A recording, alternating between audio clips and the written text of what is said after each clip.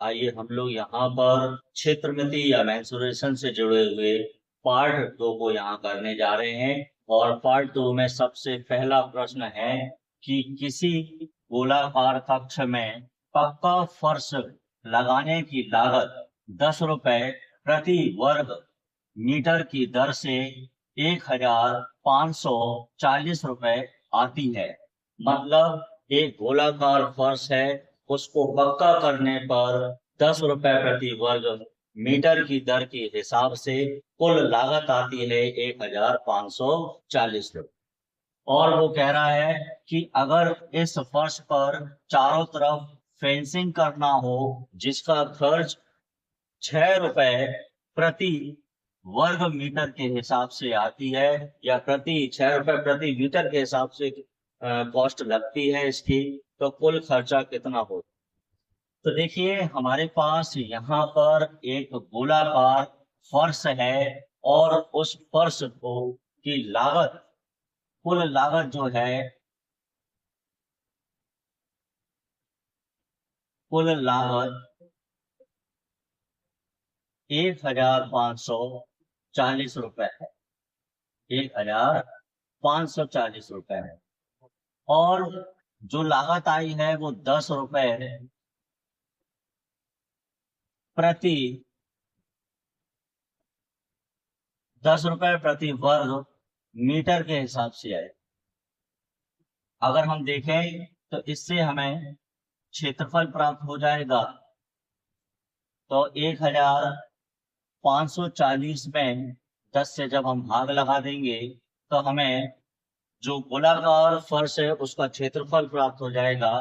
तो वो क्षेत्रफल हमें प्राप्त हो गया 1554। 1554 जो है वह इस गोलाकार फर्श का क्षेत्रफल आ गया। अब स्टूडेंट, जैसा कि हमें मालूम है, त्रिज्या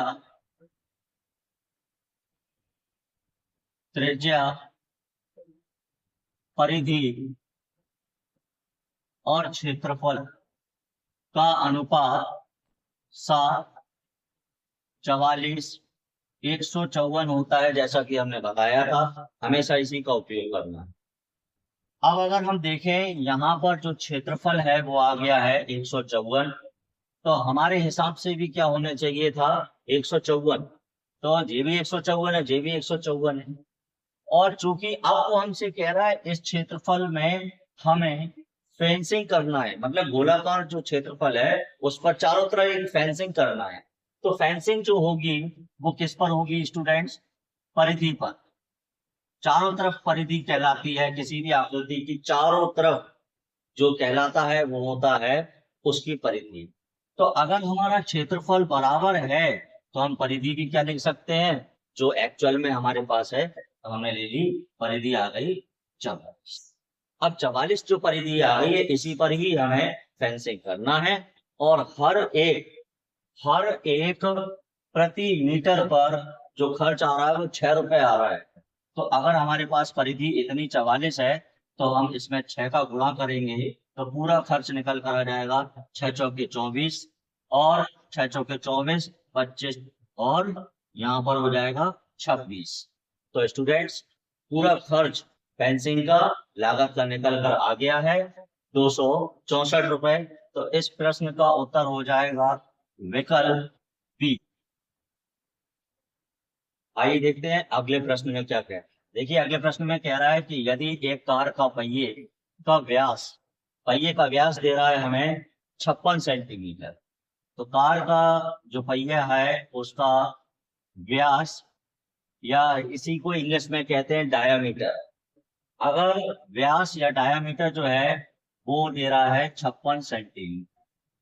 56 सेंटीमीटर व्यास एक कार के चक्के का है या पहिए का है, और उसे दूरी तय करना है 88 किलोमीटर। 88 किलोमीटर की दूरी तय करना है स्टूडेंट्स। और हमसे कह रहा है कि पहिया इस दौरान में कितनी बार घूमेगा या कितने चक्कर लगा ले। चलिए देखते हैं। तो देखिए सबसे पहले अगर हम देखें तो यहाँ पर पहिए का व्यास दिया जा रहा है। अब स्टूडेंट्स अगर हम एक बात यहाँ ध्यान से देखें कि पहिए का जो व्यास है वो है 56, कितना है 56 सेंटीमीटर। व्यास का आधा त्रिज्या हो जाता है, तो जो त्रिज्या है व्यास का आधा है, तो यहाँ पर हो जाएगा आपका 28। व्यास का आधा क्या हो गया, त्रिज्या हो गई 28। और यहाँ पर जो दूरी है वह दूरी है किलोमीटर में है। तो हम सबसे पहले इसे, ये जो यहाँ पर हम देख रहे हैं सेंटीमीटर है, तो किलोमीटर को सबसे पहले मीटर में बदलेंगे, तो ये हो जाएगा 3 जीरो आ जाएंगे। मीटर को सेंटीमीटर में बदलेंगे तो 2 जीरो और आ जाएंगे। अब ये जो है ये सेंटीमीटर में प्राप्त होगी।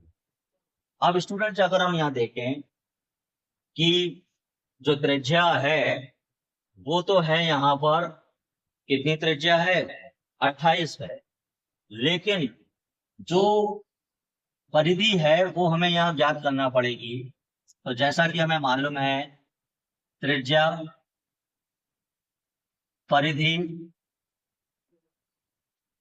और क्षेत्रफल का अनुपात 7, 44, 154 होता है।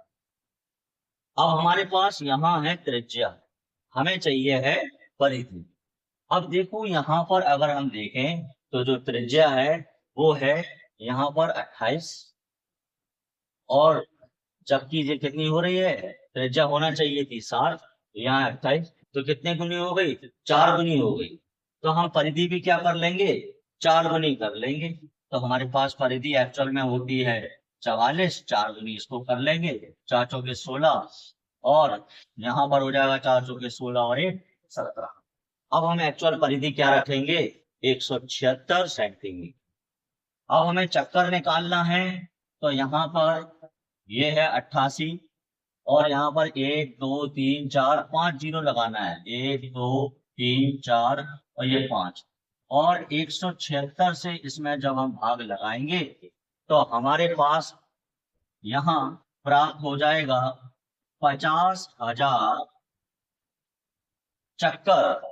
वह चक्कर जो है या पहिया जो है 88 किलोमीटर की दूरी तय करने में 50,000 चक्कर लगा लेगा।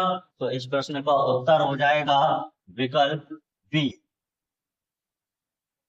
आइए देखते हैं अगले प्रश्न में क्या कह रहा है। देखिए अगले प्रश्न में कह रहा है एक पहिया 44 किलोमीटर की दूरी, तो यहाँ जो दूरी दे रहा है वह दे रहा है 44 किलोमीटर। 44 किलोमीटर की दूरी तय करने में वह चक्कर लगाता है,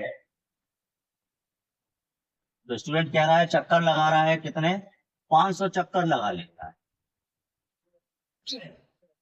तो हमसे पूछा जा रहा है कि पहिए की त्रिज्या क्या हो। यहां हमें त्रिज्या निकालनी। अब हमें कुछ नहीं करना है, सबसे पहले हमारी जो दूरी है, हमारी जो दूरी है वो हमें उसको सेंटीमीटर में बदल लेंगे। तो अगर देखेंगे तो ये 44 सेंटीमीटर में बदलेंगे, सबसे पहले मीटर में बदलेंगे तो ये 44,000 मीटर हो गया, और सेंटीमीटर में बदलेंगे तो 2 जीरो और आ जाएगा। अब ये दूरी सेंटीमीटर में हो। चक्कर कितने लगा रहा है, 500 चक्कर लगा रहा है। तो अब हम क्या करेंगे, चक्कर को यहाँ रखेंगे 500 बराबर, और ये 44, 1 2 3 4 और 5 जीरो, और यहाँ हमें लिखना पड़ेगा परिधि। यहाँ क्या लिखेंगे हम, परिधि। परिधि जब यहाँ जाएगी तो ये हो गया परिधि, और ये 500 जो है वो ये 44 के साथ में जो 5 जीरो है, 1 2 3 4 5, और नीचे क्या आ जाएगा 500। अब हम इसे हल करेंगे तो हमारे पास परिधि आ जाएगी। तो देखिए यहाँ पर 2 जीरो से 2 जीरो कैंसिल हो गए, 5 एकम 5, 5 अट्ठे 40 हो गया, फिर से 4 आ जाएगा, 5 अट्ठे 40 हो जाएगा, 2 जीरो आ गए। ये सेंटीमीटर में परिधि आ गई है स्टूडेंट्स।